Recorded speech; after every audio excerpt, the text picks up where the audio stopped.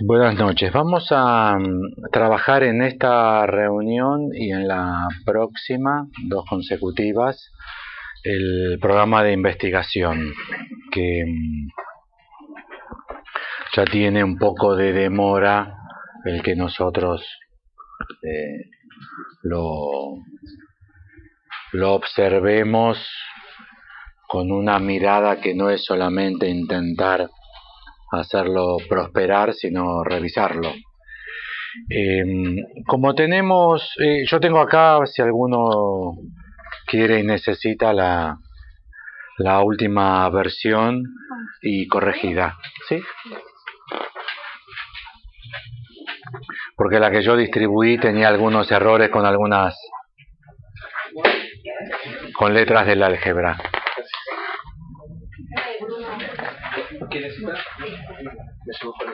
Sí.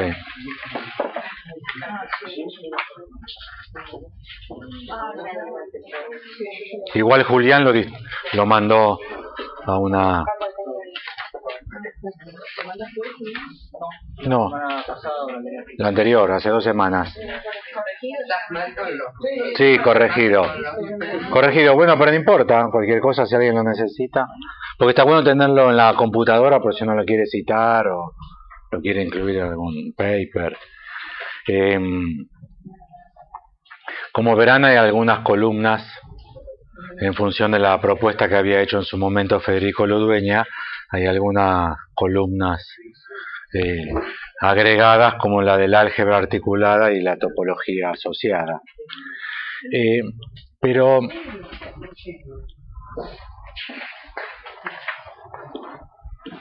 como disponemos de bastante tiempo, 2 reuniones enteras y consecutivas, lo que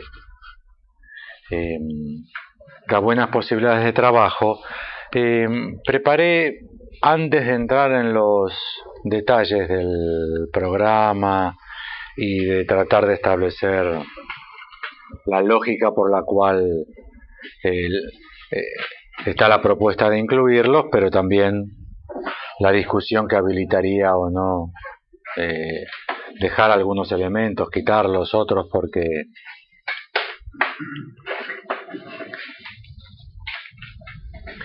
si bien tiene un cierto valor axiomático,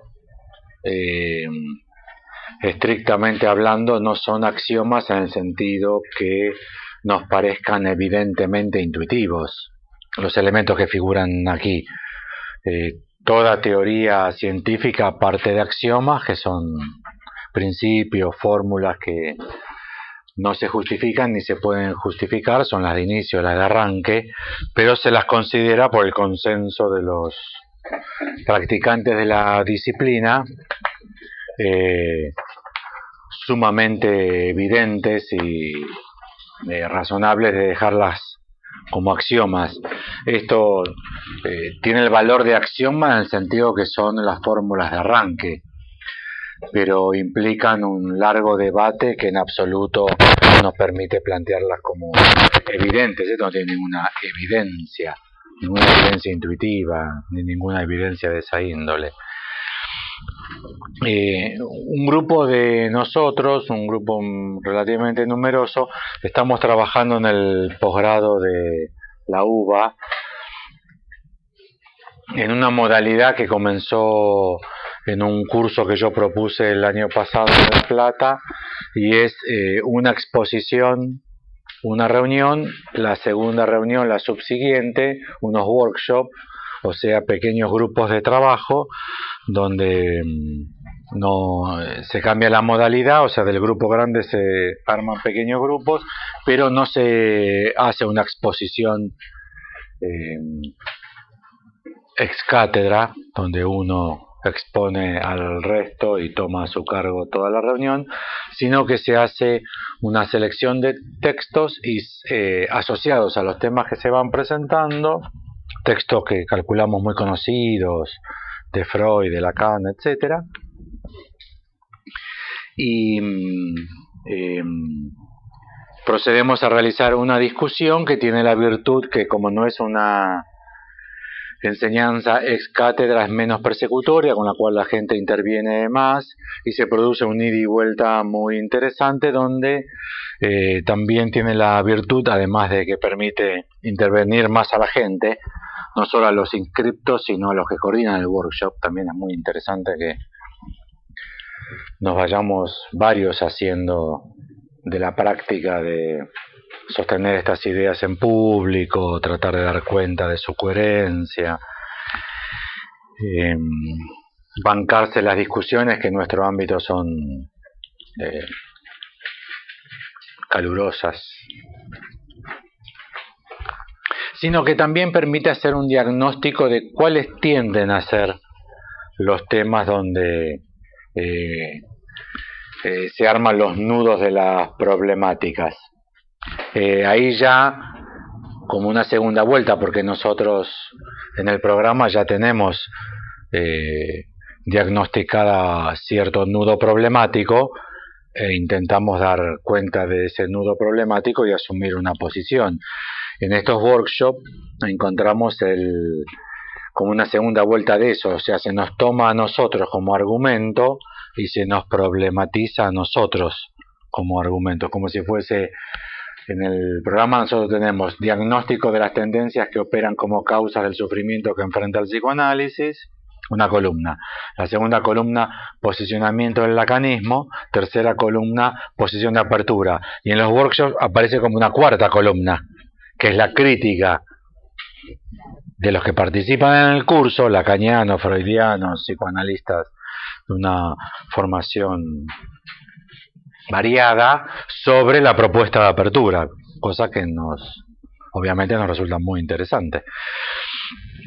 Y lo que se tiende a verificar que al argumento de la tercera columna, que es la posición de apertura frente a estos nudos problemáticos, lo que tiende a manifestarse como uno de los grandes asuntos de discusión es la cuestión de la ciencia. Psicoanálisis y ciencia, ciencia y psicoanálisis, Freud y la ciencia, Lacan y la ciencia,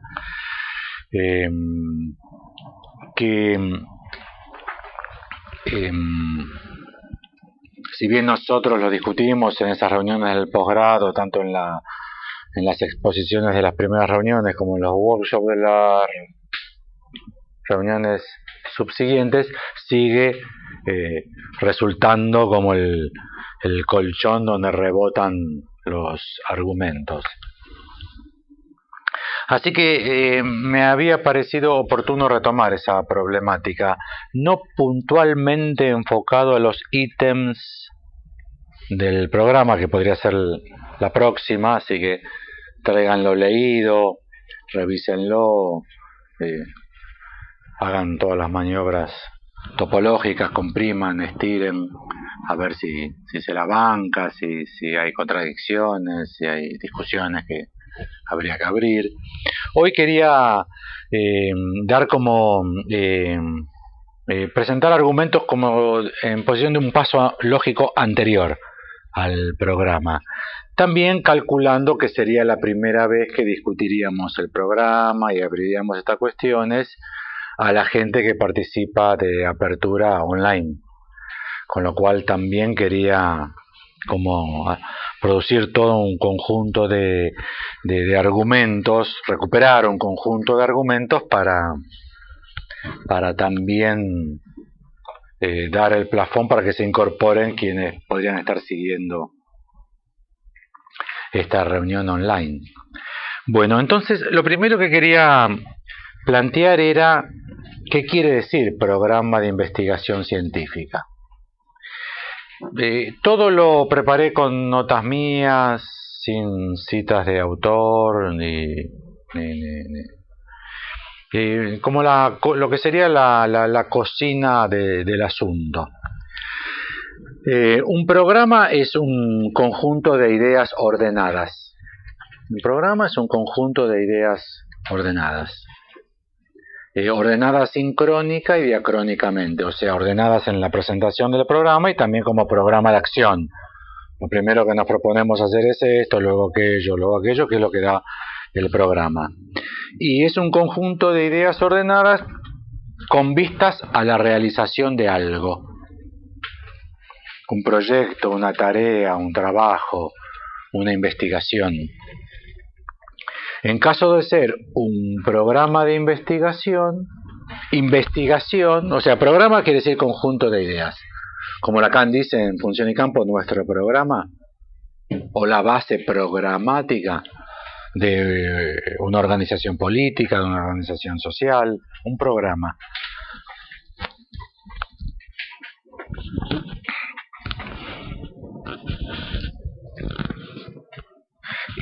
Investigación quiere decir que se apunta a lo nuevo.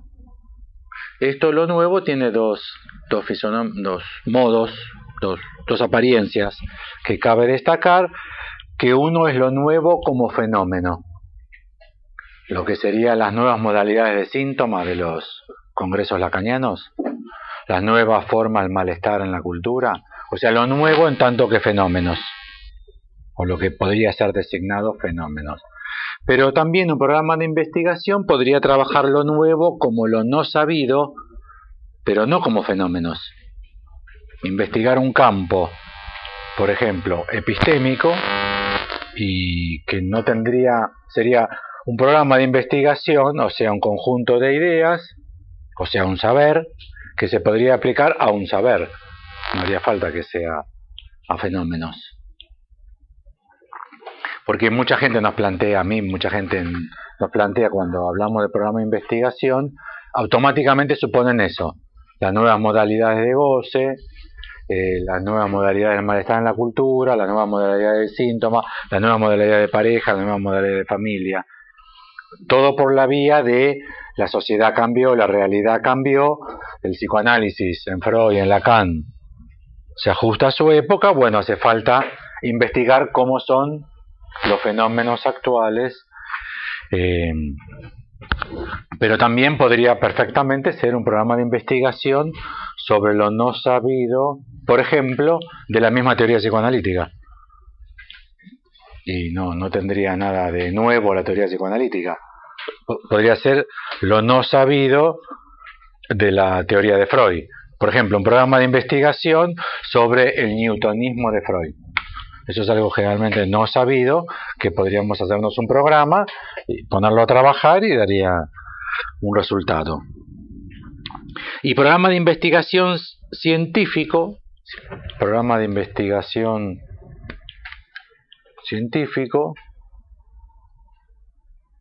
científico quiere decir un modo, una forma del saber. Es como Lacan define la ciencia, como la causa formal, porque efectivamente ciencia es un programa de investigación donde el saber es requerido que adquiera cierta forma.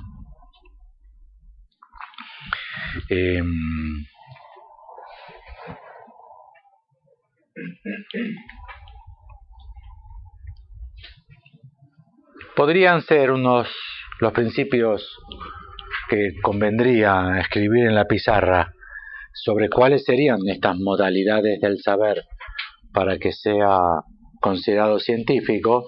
Ahí hay que subrayar considerado, porque no hay un test de cientificidad universalmente admitido.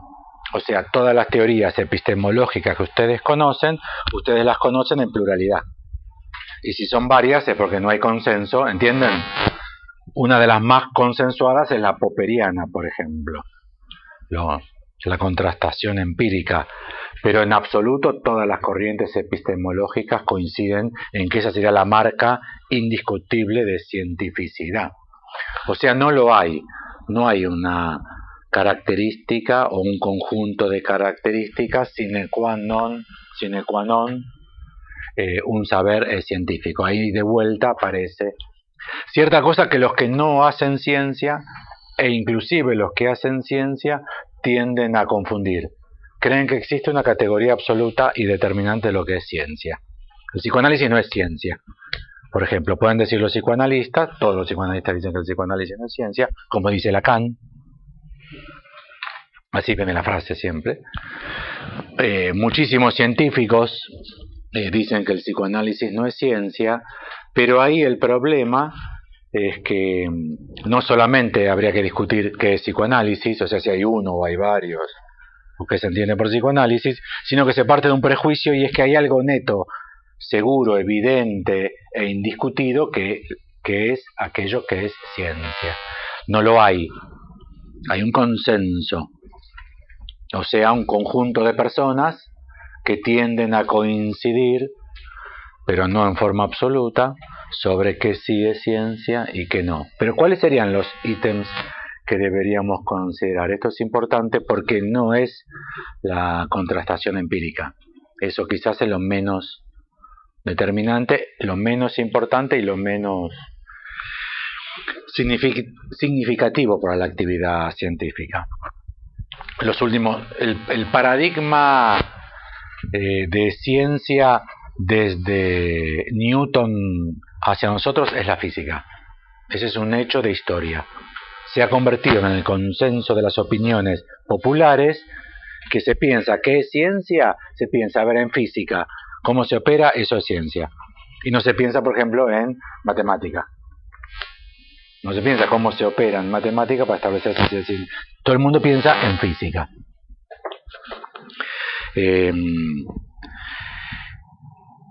Ya hace muchas décadas que en física prácticamente lo experimental ha quedado reducido a un campo insignificante del trabajo de investigación. O sea, lo que se hace como investigación en física es prácticamente absolutamente teórica, pues es imposible experimentar.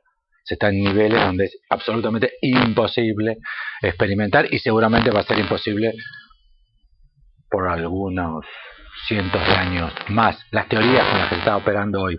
Por ejemplo, hay muchas teorías que tienen modos infinitos de existencia.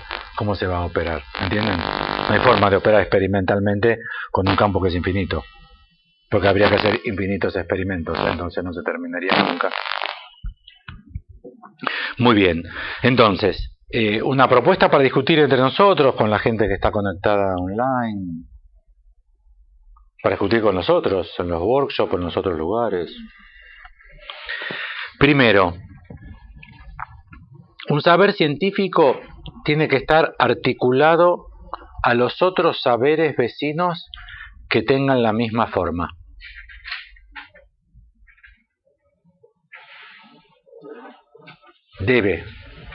Un saber que se pretenda científico debe estar articulado a todos los saberes vecinos que tengan la misma forma. Por ejemplo, física y química.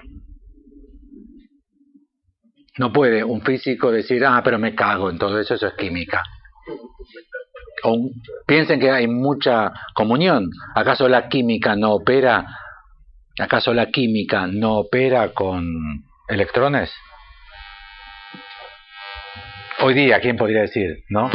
Pero no es lo mismo operar en química que operar en física. Inclusive los modelos que tienden a reinar en las cabezas de esos científicos son muy distintos. El modelo que tiende a reinar en la cabeza del físico es el modelo repetitivo, el péndulo. El modelo que tiende a reinar en la cabeza del químico es irreversible, es la reacción química. Y son modelos totalmente distintos. De hecho, esta diferencia es la que lleva a la teoría del caos, que es una renovación absoluta de los parámetros, propuesta por algunos autores, no aceptada por otros, para los parámetros de la física. ¿Y cuál es la misma forma? Que sigue estos mismos principios. Yo estoy nombrando el primero, voy a nombrar 5. Esos 5 principios. O sea, la física debe articularse a la química, porque la química debe articularse a la física. Pero no así la física debe articularse a la teología cristiana. Porque la teología cristiana no sigue estos 5 artículos. Por ejemplo, la teología cristiana no se siente obligada a articularse a todos los saberes de la misma forma. ¿Entienden? 2. El saber que se estime científico debe ser racional o lógico o coherente entre sus partes. O sea, debe articularse a los otros saberes con la misma forma. Segundo, debe intentar la mayor posibilidad de racionalidad, lógica o coherencia entre sus partes. Este es el motivo, el segundo es el motivo que los tiende a ir a la búsqueda de un paradigma unificado. Eso es lo que los tiende a ir a la búsqueda de un paradigma unificado. Nosotros no tenemos esa tradición. Nosotros no decimos, bueno, freudianos, kleinianos, lacanianos, los de apertura, etcétera, etcétera, etcétera. Es por prolijidad que digo etcétera, no conozco más grupos. Los clínicos, o sea que los que no leen ni Freud ni Lacan ni apertura. Bueno, esos son más o menos los grupos. Nosotros no nos vemos imbuidos de una necesidad por el psicoanálisis de lograr un paradigma único, de unificar. Pero si el sistema es coherente, ¿entienden? Va a buscar por sí mismo la unificación.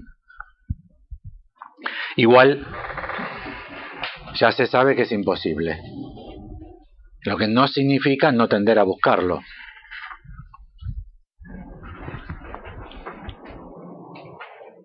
Por ejemplo, las contradicciones entre la física relativista y la cuántica, lo que Newton da Costa da como el gran ejemplo de las lógicas paraconsistentes, o sea que no se trabaja con el tercero excluido. Tiene que ser o A o B y tercera opción no hay. No puede ser que sea A y B. ¿Entienden? Que es la tercera excluida. Y a pesar de lo cual se está en pos de la teoría M, que es la teoría unificada. La teoría que busca la unificación se la conoce como teoría M, que sería la unificación de la relativista y la cuántica. Se supuso, por ejemplo, que la teoría de cuerdas o de supercuerdas podría llegar a ser, ¿no? O sea, constituir un campo unificado. ¿Es la gravitación cuántica? Podría ser el logro de una teoría de gravitación cuántica sin contradicciones internas. Sin contradicciones internas. Esto es sin contradicciones internas. No admite admite la lógica inconsistente en que existen, pero tiende a la unificación. Todo lo que sea lógico tenderá a armar un sistema y ese sistema tenderá a ser uno. Esto es muy interesante, esto lo denuncia Prigogine, sí, que lo más nuevo de las dos físicas levanta un ideal de la física de Newton, que es el campo unificado. Es muy interesante.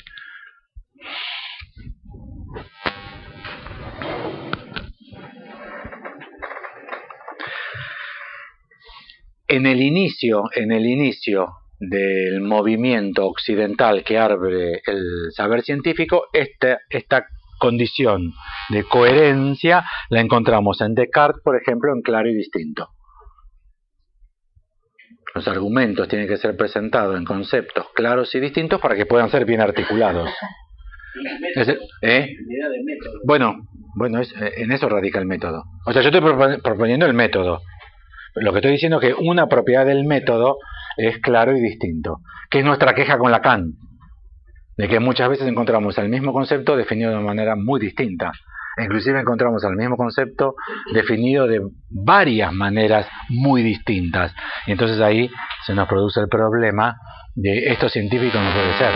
¿No entienden por qué? Porque hay un principio muy fuerte, muchas veces conocido por nosotros en forma tácita, que es la coherencia interna. Tiene que estar la articulación a los otros saberes, la extraterritorialidad no puede ser científica, y segundo, tiene que haber la coherencia interna.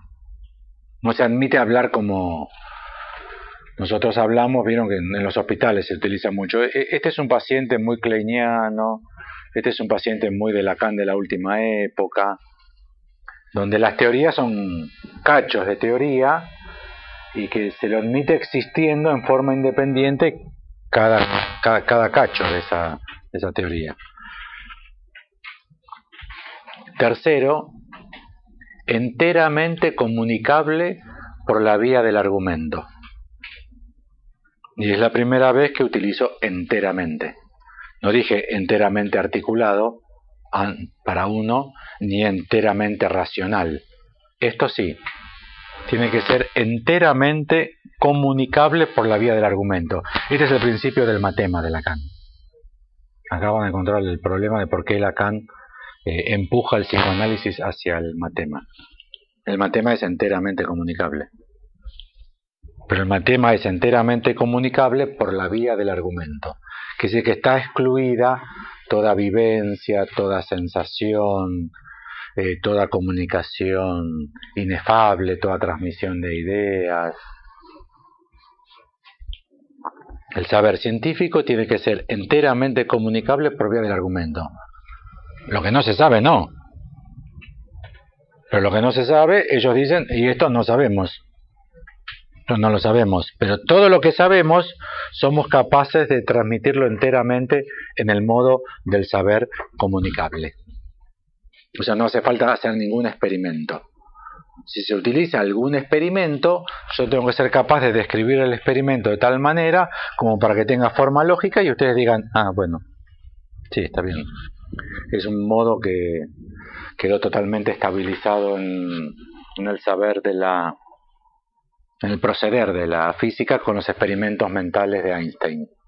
No hace falta subirse a ningún tren, no hace falta encender ninguna linterna arriba de ningún tren.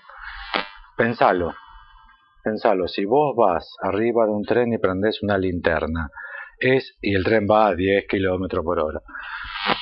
Parece los chistes de la primaria, ¿vieron? Una vaca está arriba y el tren. Qué susto se pegó la vaca. Bueno. Y una persona en el andén prende una linterna, ¿a qué velocidad va el rayo de luz de la linterna arriba del tren y a qué velocidad? No hace falta hacer ningún experimento. Son experimentos mentales, que en realidad no son nada más que el argumento puesto en forma de experimento, pero tiene que ser enteramente comunicable. Otro tipo de experimento puede ser el que propone la cabeza, que no pueden participar, los hace jugar. Claro, pero ahí sería el experimento que haría cualquiera en cualquier circunstancia, y ese experimento tendría que tener la forma de 1/6, por ejemplo, lo que presentaba Martín del dado. O sea, la probabilidad es que salga en un dado bien hecho un número cualquiera en relación a las chances de los 6 es 1/6. No hace falta tirar un dado. No hace falta tirar un dado porque yo estoy diciendo bien hecho. Cuando diciendo bien hecho, ya estoy diciendo que no hay alteraciones físicas que justifiquen un comportamiento distinto. Pero no hace falta tirar. De hecho, nadie tira.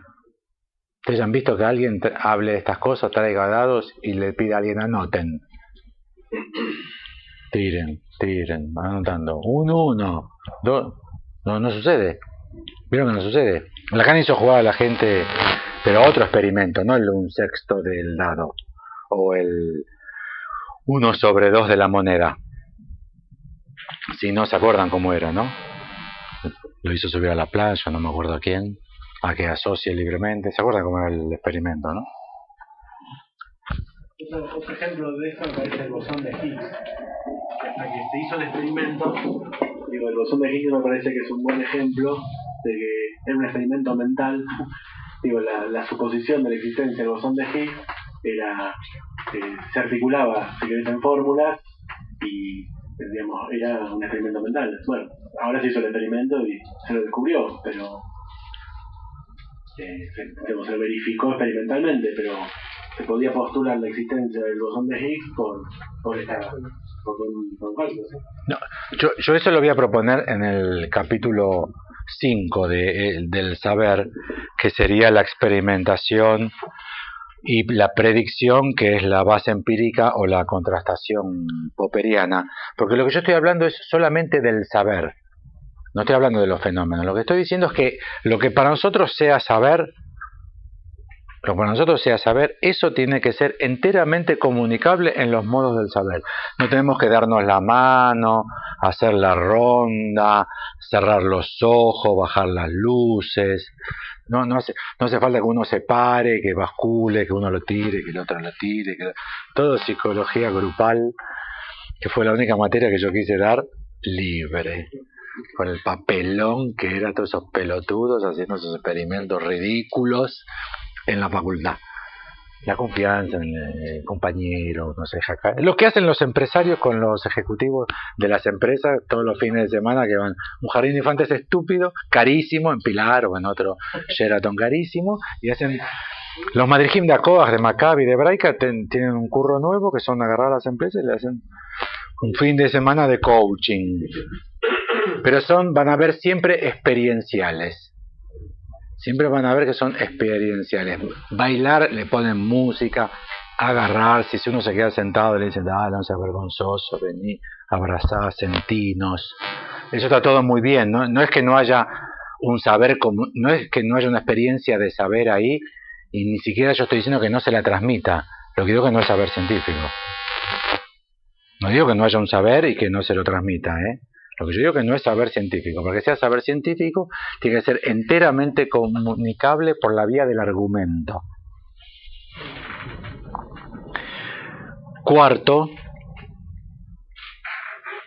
ese argumento, el de 3, 4, ese argumento tiene que estar absolutamente sin apoyo en autoridades, tradiciones, instituciones y experiencias individuales o grupales. Ahí va, si ustedes quieren, la duda metódica. Ahí va la duda metódica. Para hacer alguna articulación con ideas muy elementales sobre la historia y la estructura de la ciencia occidental.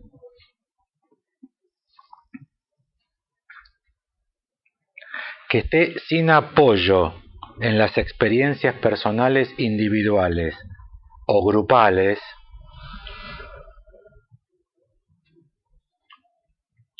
no es saber científico una votación de ningún grupo donde vote el 100% de esa gente. Eso no es saber científico. Es otro tipo de saber, no digo que no sea válido tampoco, digo, no es saber científico, no puede estar apoyado ni en experiencias individuales, porque no dan garantía de saber científico, ni en experiencias grupales, por más numerosas que sean. Con esto estoy yendo en contra de el pueblo nunca se equivoca. O sea, de esas ideas de que hay un saber garantizado por el número de personas que participan. Inmensas mayorías. El problema ahí es que yo dije al comienzo consenso, ¿se acuerdan, no? El consenso de los experimentadores. Con lo cual vean que hay bucles que son ineliminables. Hay bucles que son ineliminables. Un intento de quitar el consenso de las opiniones, pero eso finalmente no queda establecido más que a partir del consenso de las opiniones, porque si revisamos la historia de la ciencia, de las ideas más fulgurantes que nosotros consideramos más subversivas y características de la historia de la ciencia occidental, fueron especialmente rechazadas encarnizadamente por el consenso de los científicos. Por ejemplo, Galileo, el Big Bang, la teoría cuántica por parte de Einstein, las teorías más revolucionarias de las teorías modernas, que para nosotros son como los grandes hitos de la ciencia y de la historia de la ciencia occidental, fueron fuertemente rechazadas por el consenso, con lo cual ahí de vuelta tenés un rango de opinión que se nota que es ineliminable. Pero una cosa es que sea ineliminable un margen de consenso, y otra cosa es... ¿Qué consenso puede decir? No, claro, otra cosa es que el consenso sea igual a ciencia, y otra cosa es que uno intente igualmente erradicar el consenso para convertirlo en la máxima posibilidad, no toda, pero máxima, de argumento coherente racional. ¿Entienden? Hay un margen de consenso ineliminable, pero el asunto es si voy a ir a sostenerme en el consenso o si voy a intentar achicar lo máximo posible la función del consenso. De hecho, hay historias hermosas.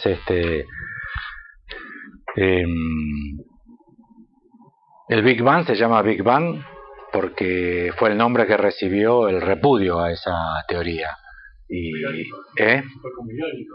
Sí, pero una ironía grosera. Y al final quedó como nombre de la teoría el repudio, que era mayoritario. La teoría tardó 30, 40 años en imponerse en el consenso.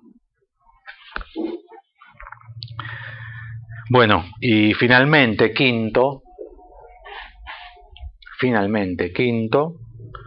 la experimentación y la predicción, que son los dos rangos que en el sentido común de la época funcionan como la característica de lo científico.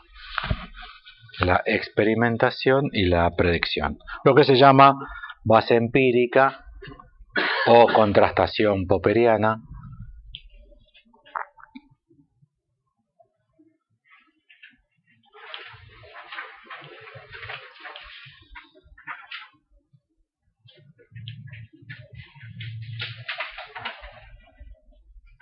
Sobre la experimentación alcanzó con la física cuántica. Para establecer los límites absolutos de la experimentación, que es el principio de incertidumbre. Siempre habrá un margen, pero este será importantísimo, de desconocimiento que todo experimento sufrirá a nivel de la física cuántica. Y respecto a la predicción, que es otro atributo importantísimo, el gran espaldarazo a la teoría de la relatividad de Einstein, que significaba cambiar la teoría de la atracción de la gravedad por la curvatura del espacio-tiempo, fue que si fuese esto así, la observación de la luz proveniente de un planeta que iba a pasar medianamente cerca de otro tenía que ser deformada, tenía que ser atraída. Y efectivamente eso sucedió y fue el gran espaldarazo. Pero igualmente les advierto que ya hace muchas décadas que ha aparecido otra idea vinculada al Big Bang, pero no tanto al Big Bang como las ideas mismas del Big Bang, sino la visión del Big Bang. Esto es que el tiempo y el espacio no son eternos, infinitos y absolutos. La idea más increíble es que tiene un comienzo, y más increíble todavía es no que tenga un comienzo el tiempo, ya que parece que vale decirse. El primer día de que nos compramos el coche, el primer día después de la Revolución de Mayo, el primer día, parece que efectivamente hay inicios, el nacimiento de un niño, el primer día de vida, con lo cual no es tan fuerte decir el comienzo del tiempo, lo que es tremendo decir es el comienzo del espacio, ya que en el Big Bang comenzó el espacio. Igual, a pesar de ser aceptada la teoría del Big Bang por la experimentación, por la enorme predicción, todos los experimentos la avalaron y todos los cálculos predictivos lo avalaron, lo que surgió como novedad, pero que no está todavía compartida en el consenso, es que arma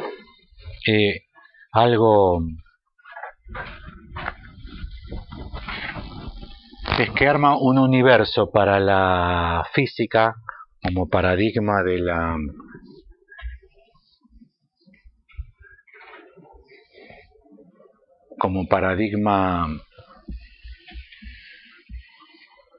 de la ciencia, y es que en realidad lo que nosotros hemos estudiado como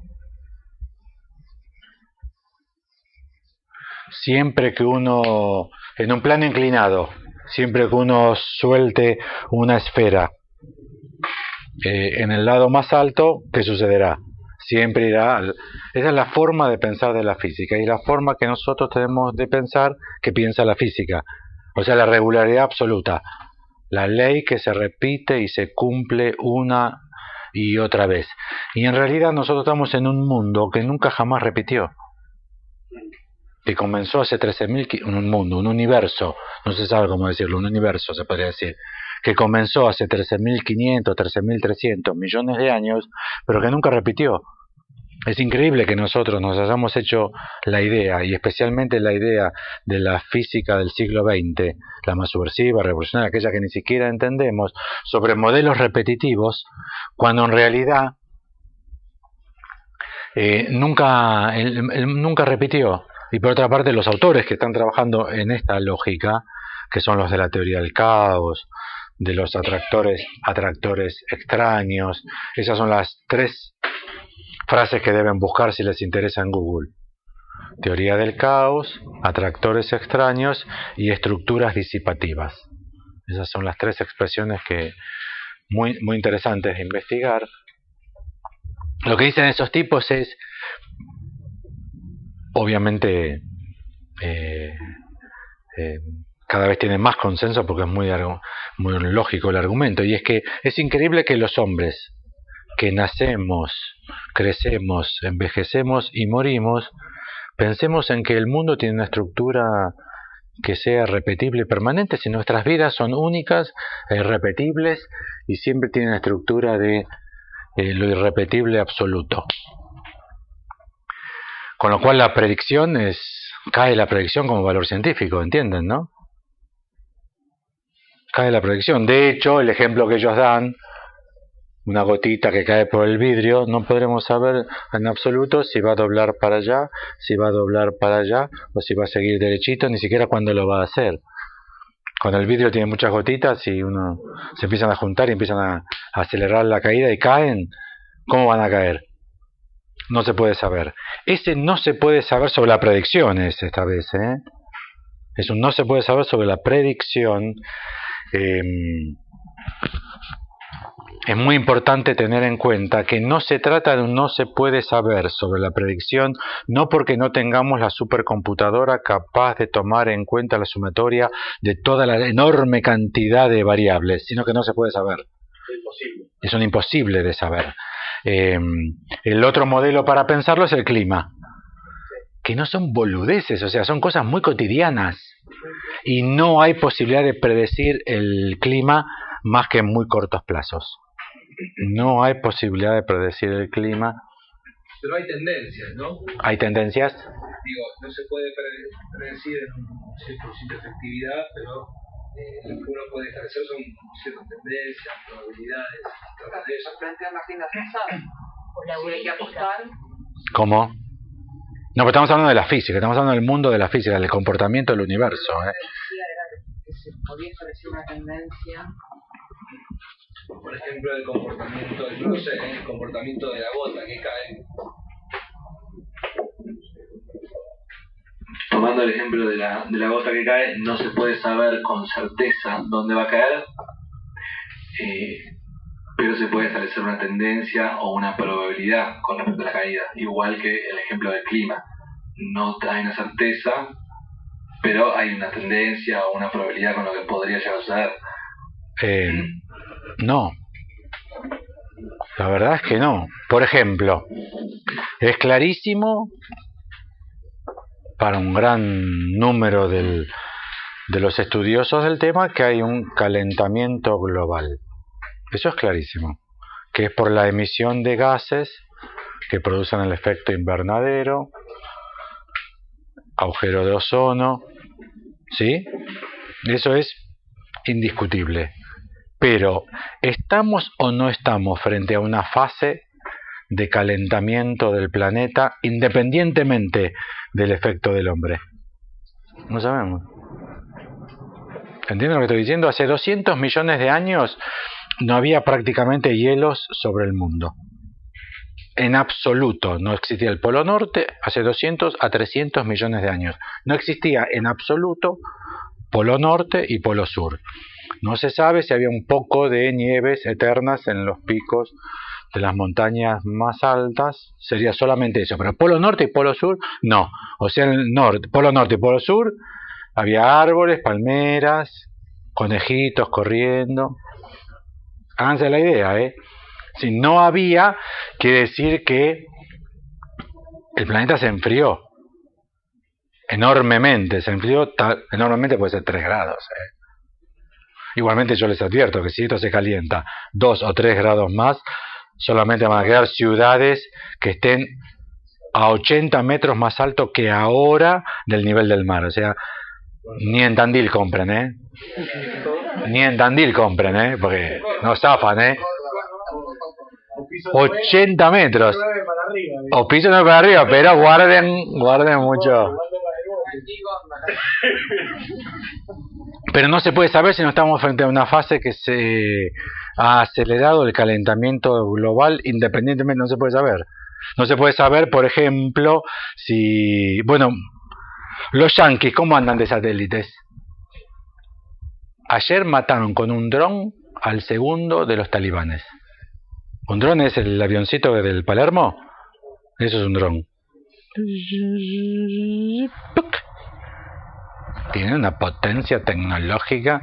Los árabes no están distraídos ni jugando a la pelotita en la calle. ¿Entienden ustedes, no? Ya saben los árabes que hay drones y hay satélites y saben por dónde van.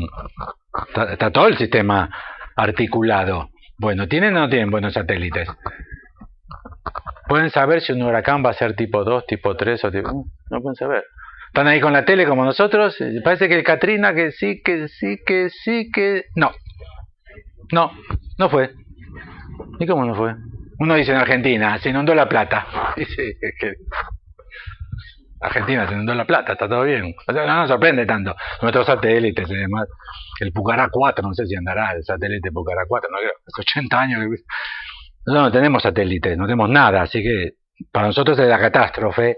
Parecería que fuese por falta de información, ¿entienden? O por falta de planificación. Nos achacamos por subdesarrollados, pero si uno ve la tele de lo que les pasa a los que tienen la máxima capacidad, no lo pueden saber.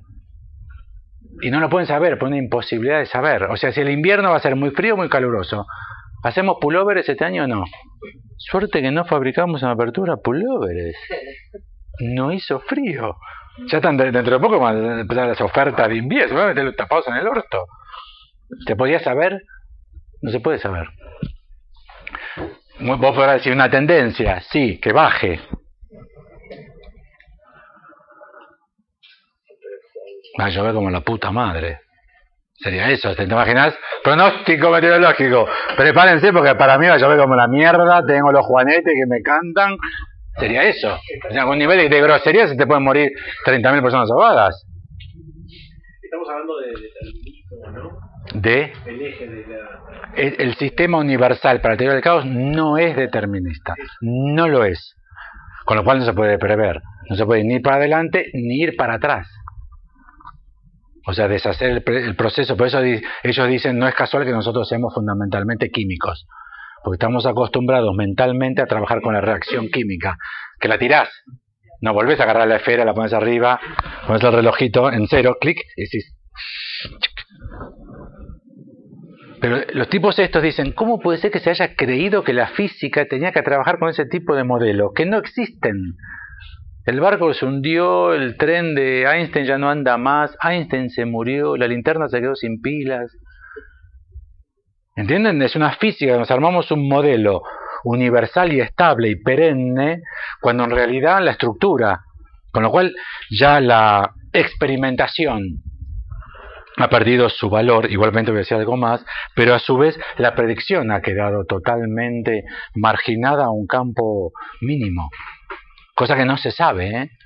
De hecho, muchísimos físicos de la actualidad, los que están en los laboratorios, mi cuñado hace investigación básica, ¿viste? ¿Cómo se dice? No, es científico. Yo le pregunté, y él dice que el psicoanálisis no es ciencia. No, yo le pregunté, el otro día estamos...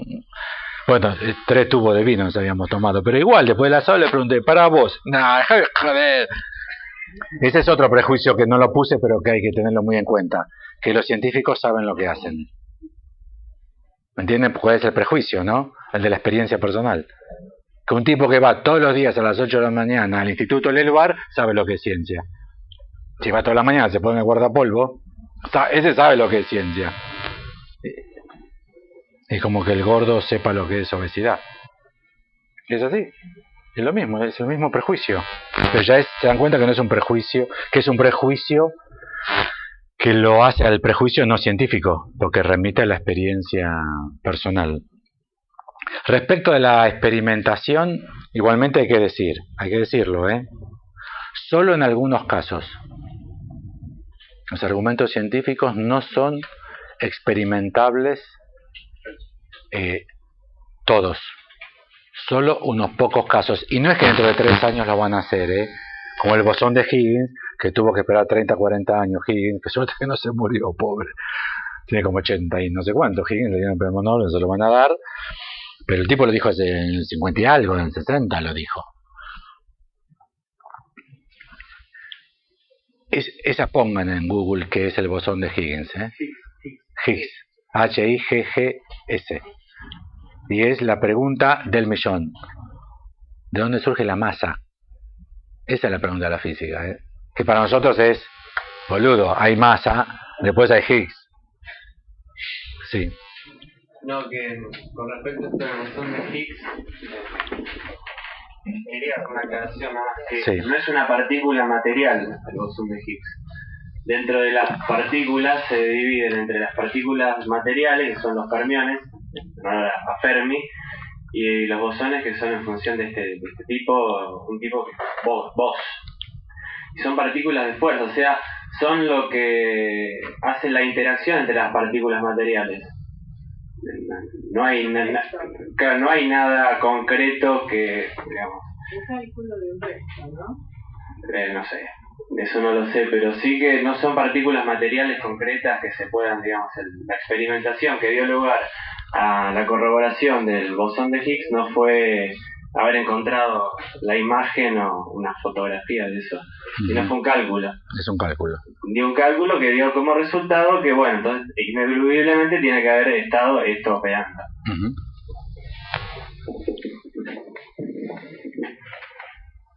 Entonces, para la experimentación, solo en algunos casos, cuanto más moderna es la ciencia, menos experimental es. Eso es muy importante tenerlo en cuenta. La gente cree que es al revés.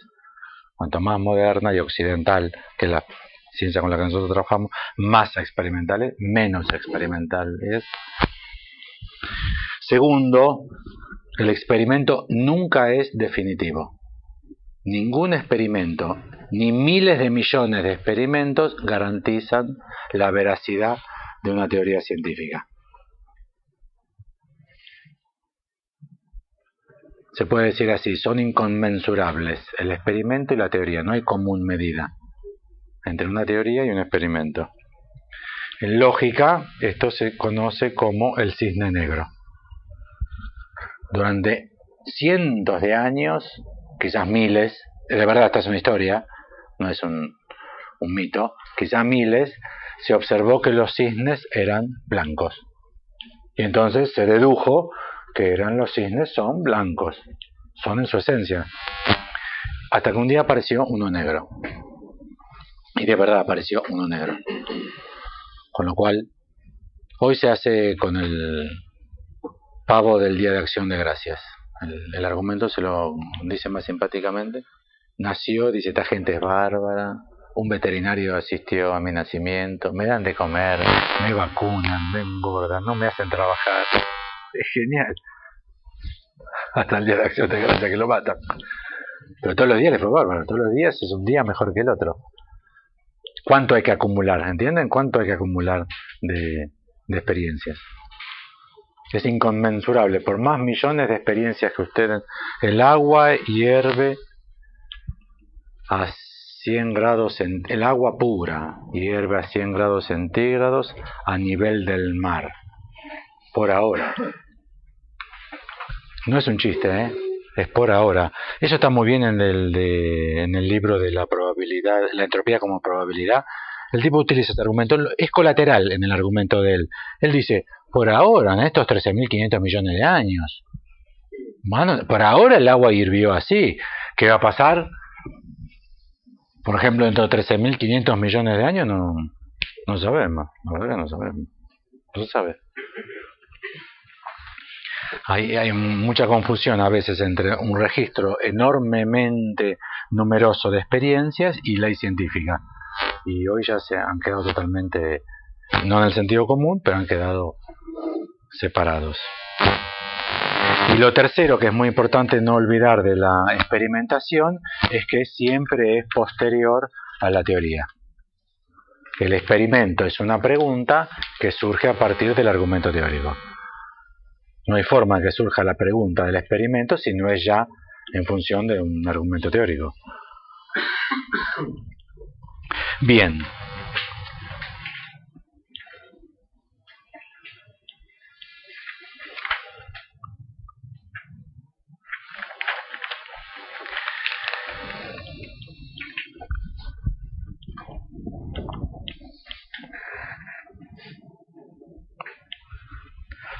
Y si metemos ahora al psicoanálisis, o sea, si intentamos ver qué sucede de una articulación,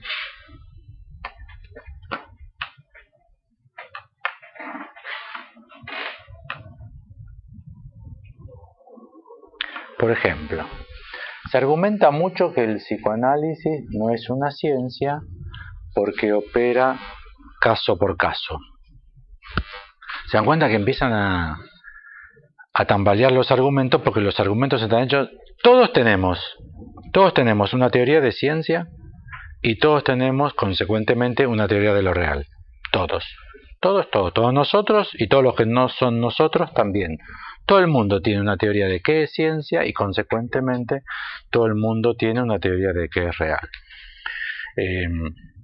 ¿Por qué el psicoanálisis no es ciencia? Porque opera con el caso por caso, te lo dice cualquier psicóloga de la UBA, te lo dice perfectamente, te lo dice, pero aparte te lo dice chocha, totalmente chocha. ¿Por qué lo dice chocha? Porque tiene una teoría de la ciencia, que es la ciencia que repite. Es porque ni siquiera se enteró que existe el Big Bang. Porque si el Big Bang es admitido, todo esto es un caso. Podría ser que hubiese más, ¿no?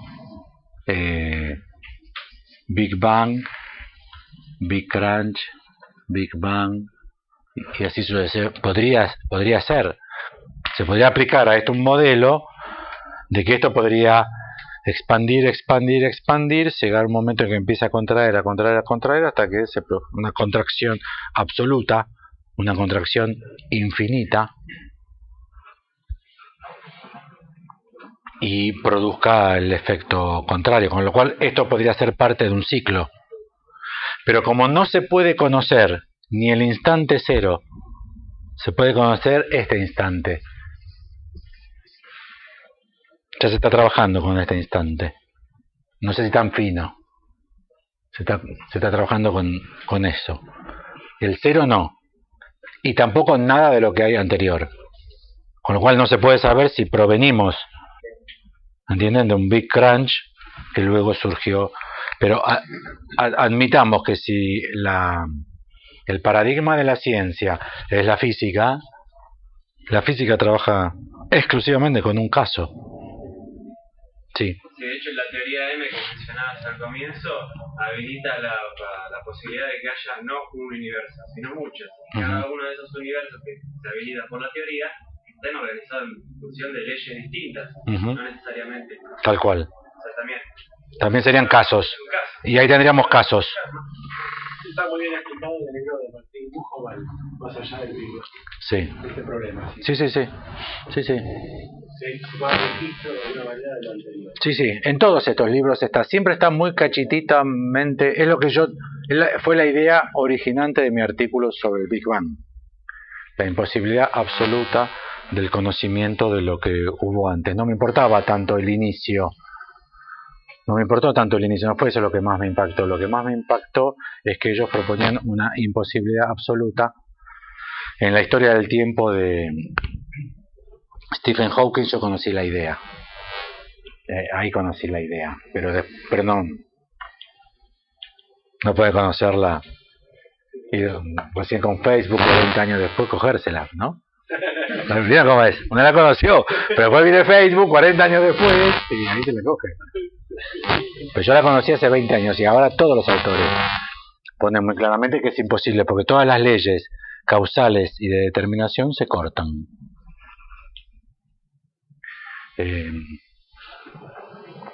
Bueno, la otra es el caso por caso, y la otra es la interpretación. Y es que la interpretación depende de cada analista. No hay un manual para interpretar. Entonces dicen que no es científico el psicoanálisis, porque el psicoanálisis practica caso por caso, o es un argumento que se aflojó mucho, porque la física opera con un caso o con un infinito de casos, pero ya le corresponde a la física hablar de caso, para todo el universo. Y respecto a la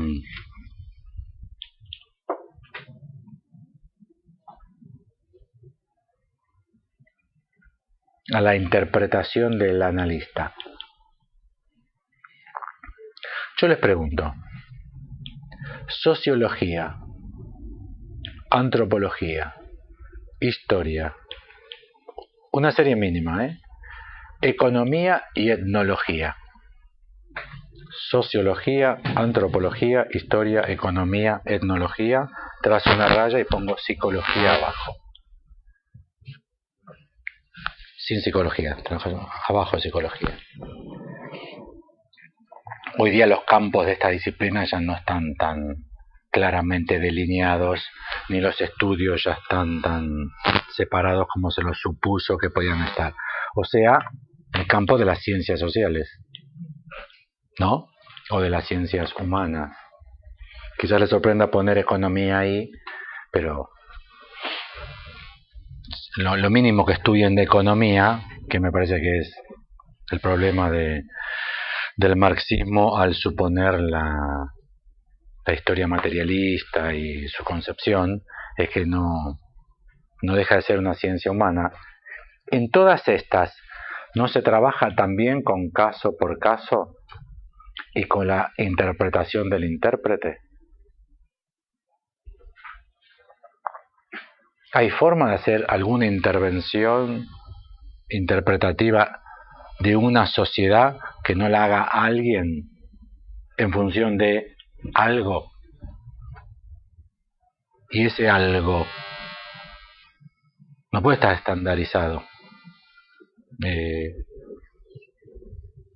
¿Cómo? ¿Qué es justicia en tal pueblo? ¿Qué es justicia en tal pueblo?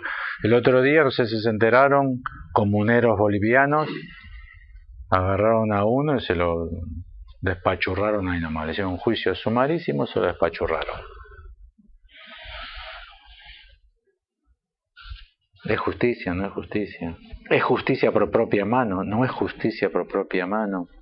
¿Desde dónde? ¿Entienden? Siempre el intérprete va a ser un intérprete. Y ya me parece que pasado el siglo XX, gracias a Dios, igual puede ser peor. Puede ser peor. No, pero hay que... Hoy me mandaron de regalo un libro por correo. Y leí en la contratapa y decía: porque el fenómeno de la caída del muro de Berlín es un fenómeno irrepetible, sobre el cual no hay antecedentes y sobre el cual sí. La Revolución Francesa, la Revolución de Mayo, el 9 de julio, Perón, ¿cuál tiene? No sé si me entienden. Hitler realmente se parece mucho a Mussolini. A mi entender, un carajo. Los dos se admiraban. Hitler admiraba muchísimo a Mussolini y fue a Italia a aprender de los fascistas italianos y trajo los uniformes, y el otro lo admiraba, pero nada que ver. ¿Y qué sí tiene que ver?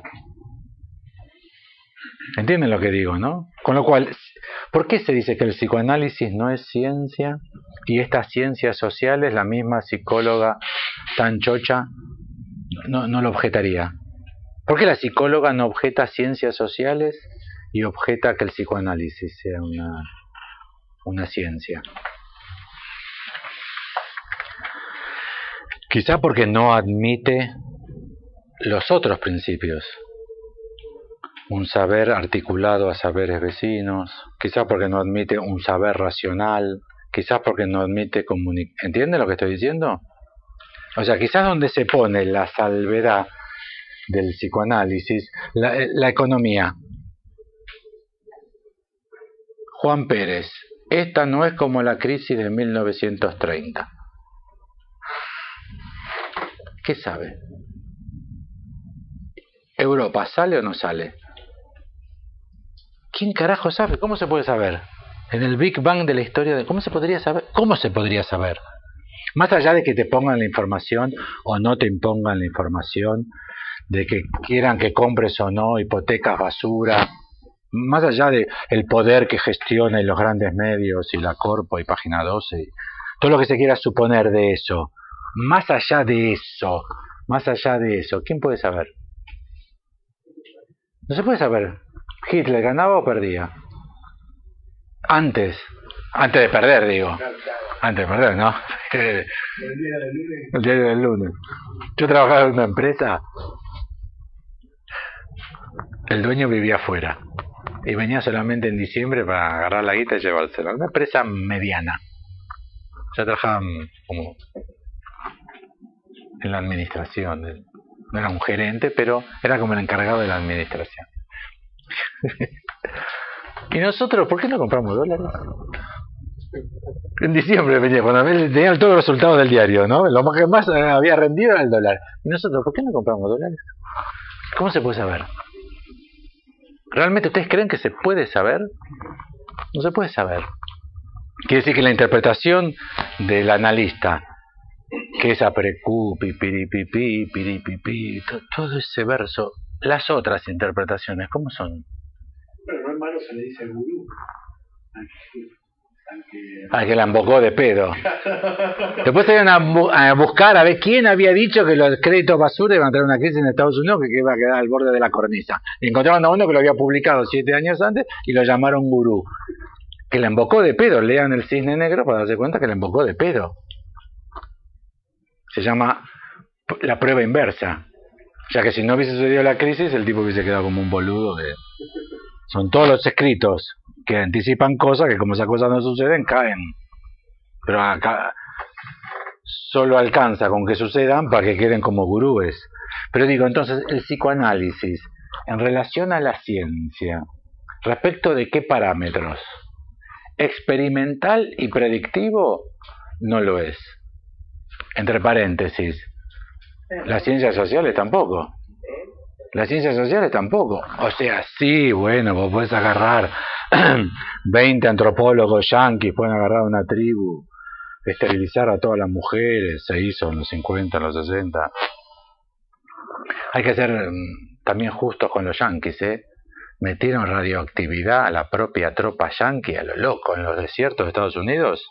Hay batallones enteros que le dieron radioactividad, a ver cómo reaccionaban. No bolivianos o peruanos, yanquis, gordos, rubios, altos. O sea, el espíritu investigador a veces toma fisonomías decididas. Pero los experimentos sociales, ¿qué tienen de experimentos? Son salvajadas que se hacen y que no tienen ningún estatuto de experimento. O sea, la sociología, la antropología, la historia, la economía, ¿entienden lo que estoy proponiendo? A mí me parece que se discute sobre que el psicoanálisis es ciencia o no es ciencia en función a un prejuicio de lo que es ciencia, primero, pero también en función a cierta concepción de lo que es el psicoanálisis. Y quizá el verdadero problema no pase por esos puntos, quizás pase por los puntos de tramitación del saber. Para los que sale un buen libro, lacaniano 100%. Pierre Bruno, Lacan, pasador de Marx. ¿Pasador de qué? De Marx. Karl Marx. Lacan, pasador, como en el pase, Lacan, pasador de Marx. Un libro lacaniano puro, o sea, freudiano, de Freud a la letra, pero está bueno para todos aquellos que quieran estudiar un poco Marx y la lectura de Lacan sobre Marx, y el problema de por qué Lacan dice que Marx inventó el síntoma, que es la pregunta del millón, que la verdad yo no leí hasta ahora nada que valga la pena. El libro es lacaniano, o sea, freudiano, o en la pulsión de muerte lo es todo, a pesar de lo cual es interesante el punto. Pierre Bruno, se escribe Bruno, Pierre Bruno. Hace 25 años era alguien, había papers de él que acá en Buenos Aires nos volvíamos locos con los artículos de Pierre Bruno, pero no sé, dejó de publicar y después sacó, no me fijé cuándo salió publicado en francés. En español salió ahora, estos días, hace semanitas. Lo recomiendo. Y él dice así: obviamente el significante no puede ser primero, porque para Lacan siempre primero el acto. Lo que me hizo vacilar. Dije, yo tengo un problema con la frase que se diga queda olvidado tras lo que se dice en lo que se escucha. Porque ahí lo que Lacan está acentuando es el acto de decir, no el contenido del decir. Entonces dije, la pelota. Será así. Pero el acto, en la teoría de Lacan, ¿cómo es? ¿Qué es el acto? ¿Qué produce el acto? Un sujeto nuevo, que dice que hacía falta sujeto antes. ¿Sí o no? Si hace falta un sujeto antes, es S1, S2. ¿Sí o no? Me parece que es de la letra de Lacan, que no estoy forzando casi nada. Con lo cual observen ustedes que un autor de jerarquía que publica un mamotreto de 350 páginas parte de prejuicios porque no puede admitir que primero está la idea. Con lo cual, quizá el verdadero problema para un programa de investigación científica en psicoanálisis no es que tengamos que llevar un microscopio al consultorio, no se trata de ninguna empiria, y tampoco los límites supuestos del caso por caso y la interpretación del analista, porque todas las ciencias sociales practican así. Es cierto que después podríamos, y me parece que convendría hacerlo, preguntarnos por la diferencia entre las ciencias sociales y el psicoanálisis. O sea, podemos estar bajo la misma llave, ¿entienden? Ciencias conjeturales. Definidas canónicamente como ciencias sociales. Podríamos poner al psicoanálisis dentro del mismo paraguas como una ciencia social, ciencias humanas, ciencias conjeturales. Pero también podríamos distinguirlo. Es seguro que tanto las ciencias sociales como el psicoanálisis no practican la quinta propiedad de las ciencias, o sea, la base empírica. No tienen ni experimentación ni tienen predicción. Practican el caso por caso y la intervención como interpretación del analista, o sea, son ciencias interpretativas. Algunos autores empiezan a trabajar con la idea, como te propuse Aide, con ciencias narrativas. Ciencias narrativas. El cine negro está, ¿no? ¿Cómo? El cine narrativo está en el cine negro. La expresión yo la encontré en el Cisne Negro. Durante 2 o 3 semanas me desesperé buscando referencias, no me apareció nada. Nada. Sobre eso. Porque si uno dice ciencias narrativas, las otras ¿qué son? Las no narrativas. ¿Qué sería sinónimo de no narrativo allí? ¿Entienden? Si hay algunas que son ciencias narrativas, para entender qué es ciencias narrativas, ¿cuáles son las no narrativas? O todas son narrativas. Me parece que el tipo no se refiere. El Talib, no se refiere a eso. Pero bueno, busqué, inclusive averiguamos con Aide, con... ¿Cómo se llama el tipo ese? Con Bartorello.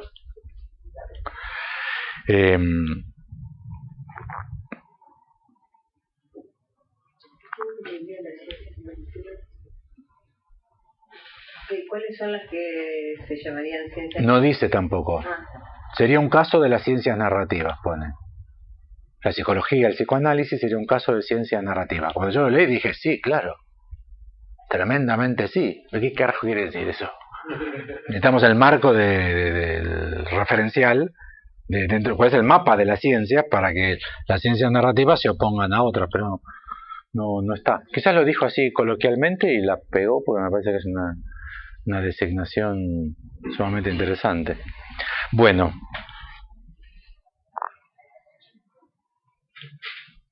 ¿Cuáles serían las verdaderas diferencias entre...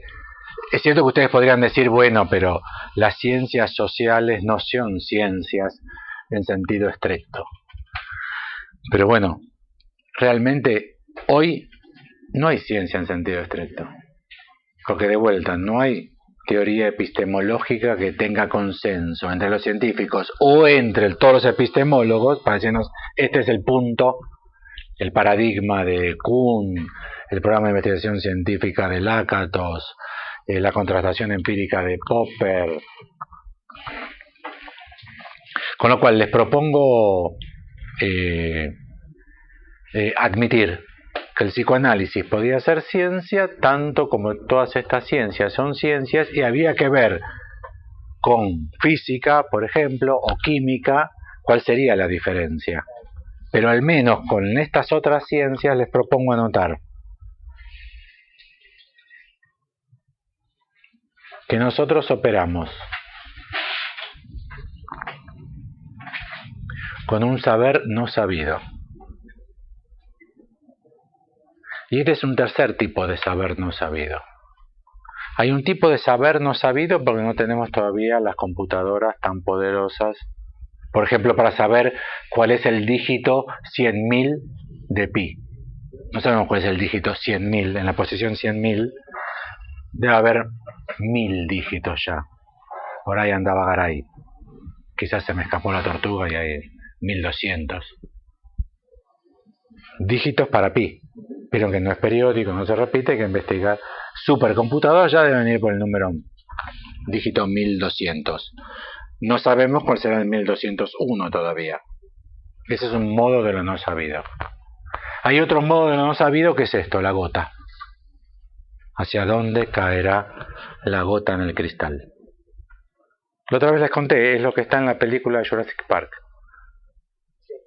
Cuando el científico está en el coche con la minita que se la quiere levantar y le cuenta la teoría del caos.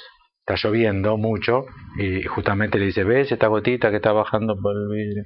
No se puede saber si irá para acá, si irá para allá.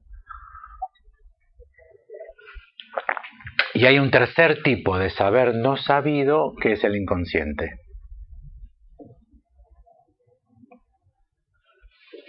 ¿Qué es entonces? No lo imposible de saber, ni lo aún no descubierto de lo posible de saber. Nada indicaría que sería imposible establecer el dígito 2000 para pi. Sino que el inconsciente sería otro modo del saber no sabido. Y podríamos decir, quizá como un avance de la fórmula del saber no sabido, y es que todo saber siempre implica una contracara de no saber. Como si fuese un anverso y un reverso de una moneda, que siempre que se desarrolle un saber, se va a desarrollar simultánea y paralelamente un no saber. Para Lacan ese fue el descubrimiento de Freud. Un rango nuevo, absolutamente nuevo, que no está incorporado a la ciencia, que es lo que el psicoanálisis puede aportarle a la ciencia, que es este modo de no saber. Que ya no es lo mismo que el teorema de Gödel o el principio de incertidumbre. Sería un imposible de saber. Este es un saber posible de saber, pero que en la posibilidad de saberlo va a advenir otro saber no sabido. Es lo que... Estamos en la hora, ¿no? Sí.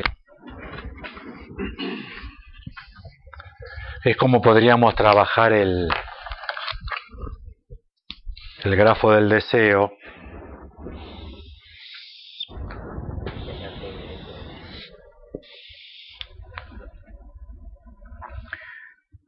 A diferencia del modelo freudiano, donde hay campo de saber y campo de no saber, conciencia e inconsciente, son dos campos separados, la conciencia y el inconsciente, separados estrictamente, ¿no? Inconsciente, preconsciente, conciencia. Este es un límite permeable, este es un límite impermeable. En Lacan la relación de el saber sabido con el saber no sabido sería como este recorrido. Uno terminaría pudiendo llegar a decir lo que implicaba el saber no sabido de este saber sabido. Pero en la producción de este bucle se produce otra dimensión ineliminable de esta. Esta pasa a ser una y va a aparecer siempre otra, que será de vuelta un saber no sabido que se monta sobre este saber sabido, que será posible de ser acotado y establecido, pero es una máquina que no deja de producir. ¿Se entiende, no?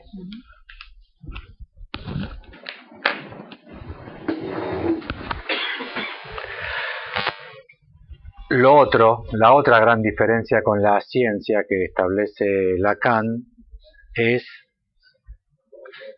que para Lacan, siguiendo a Coiré, la ciencia se funda en su legalidad a partir del establecimiento de un imposible. Para Lacan, el psicoanálisis también, lo que es distinto es cuál es el imposible. El imposible del psicoanálisis es no hay relación proporción sexual. El imposible de la física de Einstein es que nada puede ir más rápido que 300.000 kilómetros por segundo. El imposible de la cuántica es el principio de incertidumbre. No se puede conocer simultáneamente posición y velocidad, no me acuerdo bien cómo se dice. El imposible en aritmética sería el teorema de Gödel. Ningún sistema de la potencia de una aritmética podría llegar a establecer la verdad o la falsedad de todos sus axiomas. Es un imposible, es el teorema de Gödel. O sea, cada una de estas ciencias surge a partir de un imposible. En la geometría, el imposible hasta la topología sería el quinto postulado de Euclides. Es imposible que las paralelas se crucen, y a partir de la topología cambia el punto de imposible porque pasa a ser a partir de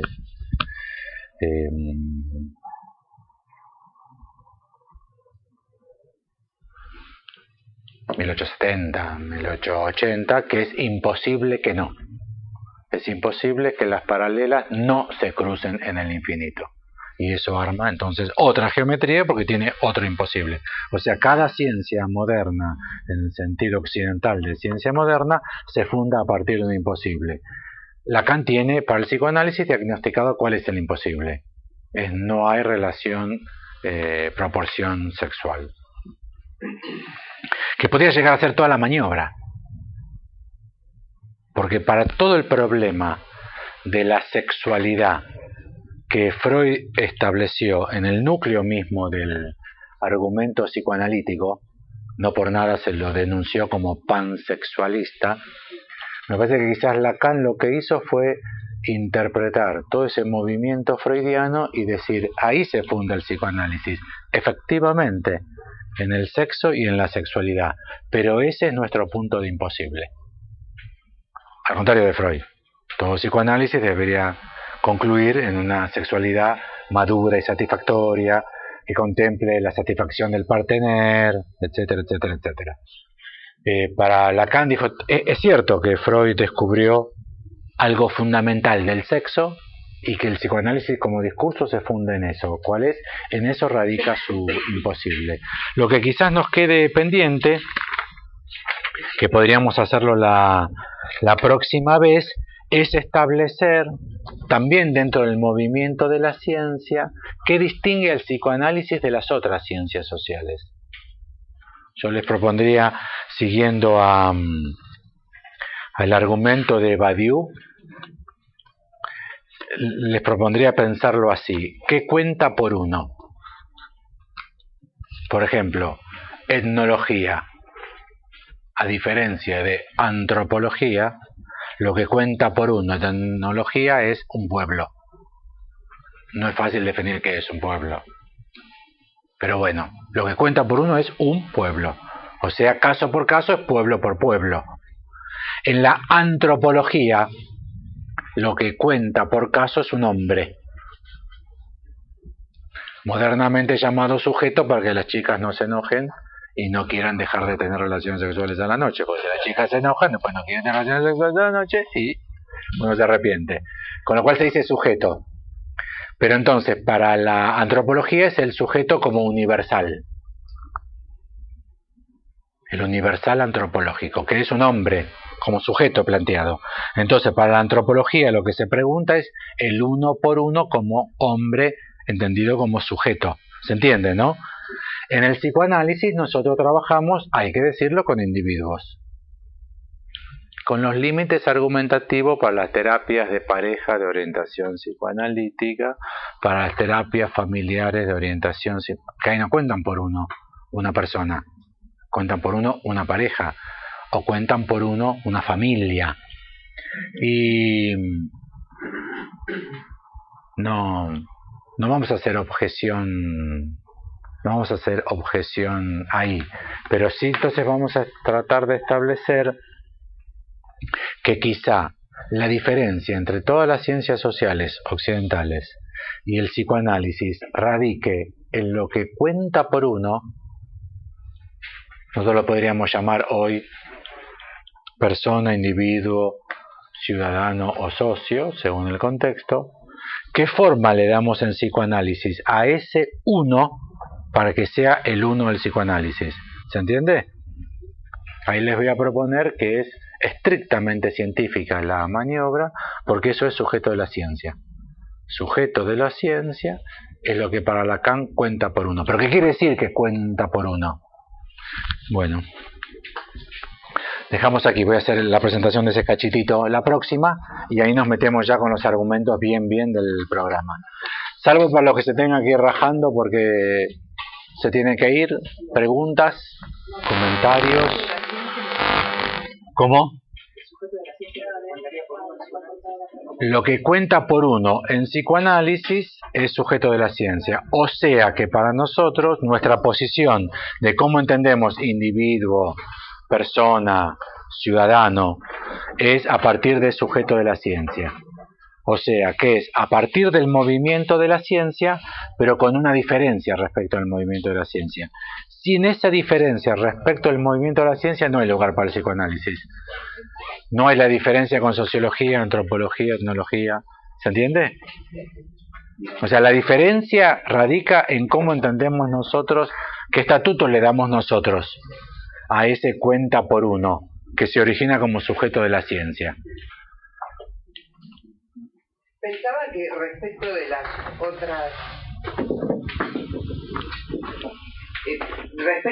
otras ciencias sociales, claramente el psicoanálisis nunca podría ubicarse en relación al problema de la experimentación, pero hay ciencias sociales que sí lo hacen. Por ejemplo, la famosa el experimento de Milgram, por ejemplo.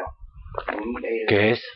A partir del juicio de Eichmann, sí, el señor Milgram, psicólogo experimental, se planteaba por qué alguien obedece. No, está bien. Yo dije haciendo una raya y dejando por fuera la psicología. Es una petición que yo les hice. Ajá. ¿Se acuerdan que yo les dije? Está. ¿Se acuerdan que yo les dije? Todas las ciencias sociales, hacemos una raya y ponemos del otro lado la psicología. Ahora sí. Ajá. Sacando la psicología, porque la psicología es la otra forma de leer el cuenta por uno respecto al proyecto de la ciencia. Claro, estadístico siempre, pero digo en general. Con muchas características, con normalidad, sí, normal y patológico, etcétera, etcétera, etcétera. ¿Bruno? Sí. Yo también tengo una pregunta con respecto a ese punto, porque quería saber si podías expresar un poquito más la idea esto de poder hacer un pronóstico y de la experimentación, porque uno podría decir, por ejemplo, ¿no? Cuando uno supervisa un caso, ¿no establece un pronóstico? No sé si... y si a la vez no podría pensarse un análisis mismo como una experimentación. Justamente lo que siempre trabajamos, que lo que trabaja Lacan en el seminario 9 con respecto a la noción de experiencia, dice quizás convenga llamarlo un experimento. Es decir, si el psicoanálisis mismo, un psicoanálisis, no es un experimento con respecto a la teoría que uno tiene. Por eso me llamó la atención cuando dijiste que no hay un experimento y no hay, no sé si la palabra es pronóstico, no sé si es esa la cosa. Predicción, perdón. Sí, sí, igual. No, ya pronóstico es más aleatorio. El pro de los pronósticos deportivos ya es más aleatorio. Las predicciones no. Cuando pase ese satélite cerca de Neptuno, tiene que producirse una desviación media mínima de 0,5. Eso es predicción. La frase de Lacan de lo que hay de Freud es un experimento y no una experiencia en el sentido de Erlebnis.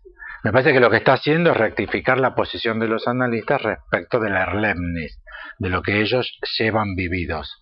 Pero respecto de la contrastación popperiana, es que ese experimento tendría que ser obtener los mismos resultados en las mismas condiciones de experimentación. Y nosotros no atravesamos esa prueba. El experimento popperiano, la contrastación empírica, tiene que ser, se decía en el colegio así, 100 experimentadores, número redondo, 100 experimentadores, en las mismas condiciones de experimentación, imposible, ya que el segundo análisis no va a ser para esa persona lo mismo que el primero. Es imposible, ¿entienden? Es imposible. Nadie se puede volver a analizar por primera vez. Entonces no fue análisis eso. Mira cómo empieza. No sé cómo decirle a mi psicóloga, porque no sé decirle analista, todo eso que se empieza a decir ya está. Pero no es la contrastación empírica, pero ninguna de estas disciplinas la tiene. Porque no existe 100 experimentadores. Ya una vez que fue Levi-Strauss, cuando va al segundo, los pibes le dicen, ¡ey, los caramelos, ey, los caramelos! Sí, porque Levi-Strauss regaló caramelos la primera que fue. Y no, acá sin caramelo, no testimoniamos nada sin caramelos. Y es así. ¿No? El primer europeo que vino con una máquina de sacar fotos, Kodak. Y el segundo viene y filma, ¡epa! Los negros se dicen, ¡epa! ¿Qué pasó acá? ¿Me entienden? No se puede experimentar. Igualmente, hoy está puesto muy en tela de juicio el valor del experimento. Y de hecho ya casi prácticamente es trivial todo lo que se ha hecho por la vía del tipo de experimento. Los experimentos hoy son por computadora. Entonces 84.000 millones de coordenadas. Articuladas a 760.000 coordenadas, haces clic, volvés a los 3 días y tenés el listado de resultados y hay que analizar el listado de resultados. Eso es un experimento hoy en física. De hecho, el bosón de Higgs es una planilla de resultados. ¿No? Como decía Federico, no es la foto de un granito de arena chiquitito, chiquitito, chiquitito, chiquitito. Pero no es experimento. Experimento es popperiano, que es contrastación. O sea que debe salir certeza. A mí me parece que Lacan, cuando dice más bien que Freud hacía experimentos, me parece que efectivamente Freud hacía experimentos. La cajita de Dora. ¿Se acuerdan que le puso un experimento? Como ella estaba así, pajeándose según Freud. ¿Qué tenía en la cabeza este hombre? Era un póster que tenía una mina, ¿se acuerdan? ¿Qué tenía en la cabeza Freud? Una mina en bola, pues. Entonces le puso una cajita de fósforos a ver si ella se tentaba. Terrible, terrible. Pero hizo un experimento. Pero no por la vía de sus sensaciones. No es según mi experiencia. En este caso, los pacientes son muy difíciles y angustian mucho. Te lo digo por mi experiencia, son pacientes que angustian mucho.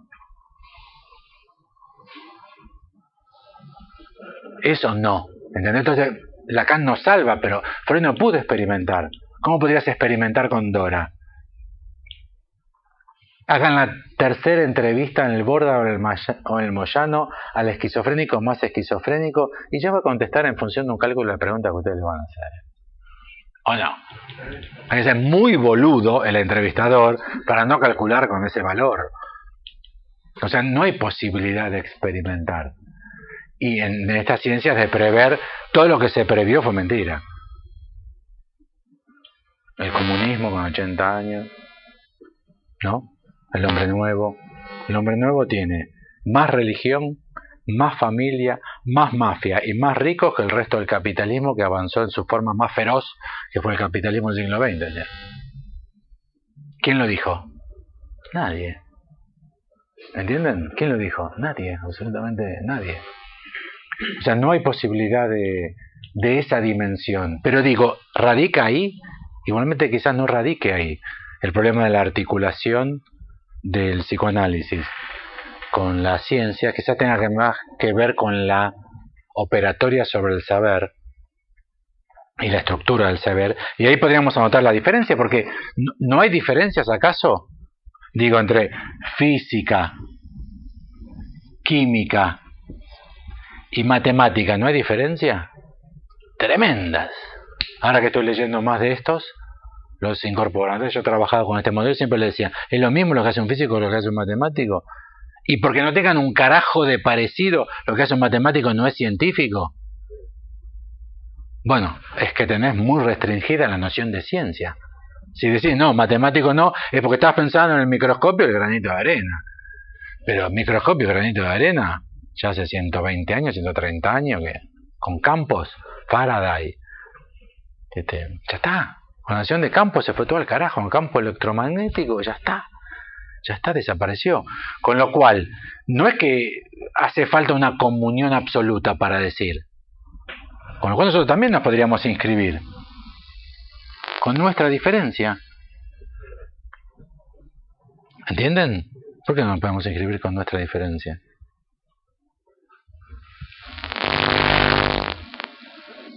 Quizás nos parecemos tanto a la física como la matemática se parece a la física. No experimentan, no tienen predicción, ¿no?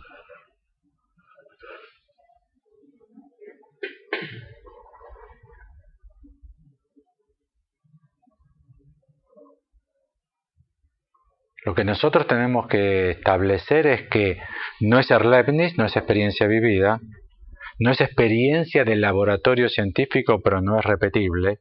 Entonces, ¿cómo concebir las coordenadas de esa práctica? Pero de vuelta, no por no concebirlas, salvo que ustedes digan, no, es que las ciencias sociales, ninguna es ciencia. Bueno, pero con ese manotazo así, tenés que sacar la matemática también. Entonces te quedas con Newton. O sea, Bunge, Newton. Bunge, déjame de joder. Bunge, ¿vos querés que sea todo como Newton? Y bueno, es una posición. Se llama positivismo lógico y es una posición. Ni siquiera mayoritaria, es súper minoritaria desde ya hace 60, 70 años.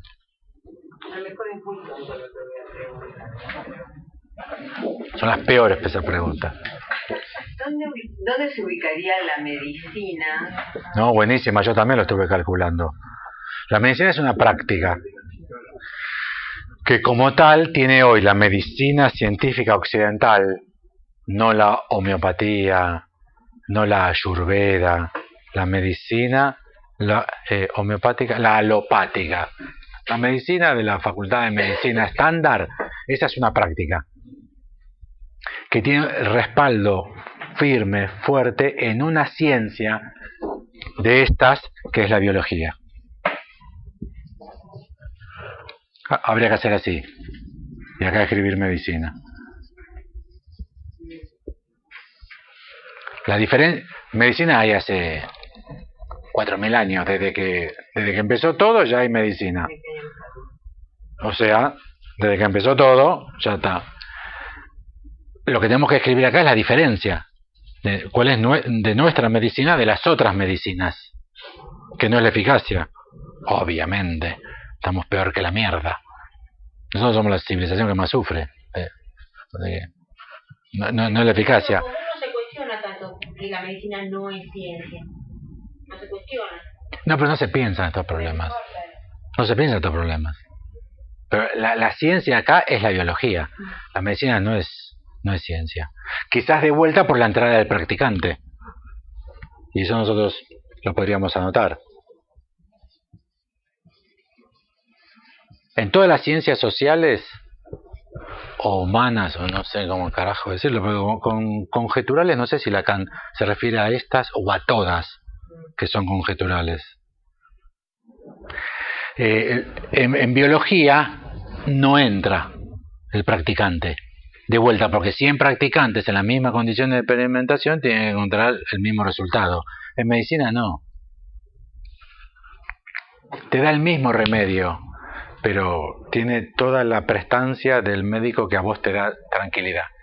No sé cuál es, que sea viejo, que pinte muy intelectual, que sea muy caro, que trabaje en la Mater Dei, la pelotudez que vos compres. O toda junta, que sea joven, viejo, barato, obra social que te lo devuelva OSDE, que sea carísimo, todo eso, y te dice lo mismo que te dijo el pibe de la guardia con el guardapolvo manchado, con todo así dormido, con la ambulancia, y se te va el dolor con este. ¿O no? Amigo, que sea tranquilo, usted te va a decir, ay, la verdad que yo me estoy sintiendo un poco mejor. No lo tomaste todavía, no, pero qué sé yo, no sé, me parece que se me fue. No sé, como que se me fue un poco el dolor. Y es que la entrada fuerte del practicante. Y no es lo mismo cualquier practicante. Es la desgracia en la medicina moderna. Que como los quieren proletarizar a los médicos, quieren producir sistemas donde todos sean lo mismo. Y el problema acá es el practicante.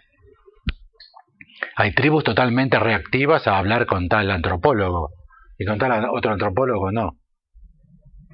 Y entonces, ¿rechazan o no rechazan al extranjero? No lo puedes saber. Porque tienes que mandar un extranjero. Pero cuando el practicante cumple función de practicante, ya no estás en estas disciplinas. En estas disciplinas, acá no hay practicante, porque el experimentador, que nosotros centramos tanto en la cuántica, esa es una función, no es una persona. Es la función del experimentador. Un experimentador, si quiere, produce un resultado ondulatorio. Y el experimentador, si quiere, produce un resultado corpuscular. Ese experimentador no es nadie. Es una función. No hace falta que vaya alguien a hacer algo, ¿entienden? Esa función de deseo del físico, esa es una función absolutamente como otras funciones, como la temperatura o la presión atmosférica. Pero acá donde hay practicante, ya no hay ciencia en el sentido de que hay la entrada de otro factor. Sugestión, características personales, prestigio. O sea, todo lo que habíamos dicho que no era ciencia, ¿se acuerdan? Todo lo que habíamos dicho, la institución, vino el cura, un cura. Está el tipo ahí en el balcón. Está el SAME, está la policía, los tres gordos de la policía y el tipo pide un cura. ¿Se lo traen o no? Yo sí. El tipo dice, yo, si no me traen un cura, me tiro. ¿Ustedes qué hacen? Yo le traigo un cura. Está hinchando las pelotas. No, pero es lo mismo, hable conmigo. ¿Qué estás hinchando las pelotas? Traerle un cura. Y si no hay cura, me disfrazo de cura. Paño una servilleta, no sé, algo hago, porque es con un cura. Bueno, eso ya te pone en otro rango, en el rango de las prácticas. Pero todas las ciencias sociales están en el rango de las prácticas, porque tienen esta función. No existen sin esta función. Aunque sea que interprete los textos. Aunque sea un historiador que interprete textos, también los interpreta alguien. Foucault interpreta como Foucault. Y no hubo nunca nadie como Foucault. Y de hecho hay un montón de gente que lo copia y que son estudios Foucaultianos hoy. ¿Qué ciencia es la ciencia Foucaultiana? ¿Es historia, filosofía, sociología? Nadie sabe. ¿Es epistemología? ¿Qué carajo es? Lo que hacía Foucault. Ahí tenés la entrada de algo que... ¿no? Bueno, ¿les parece interrumpir que está muy avanzada la hora?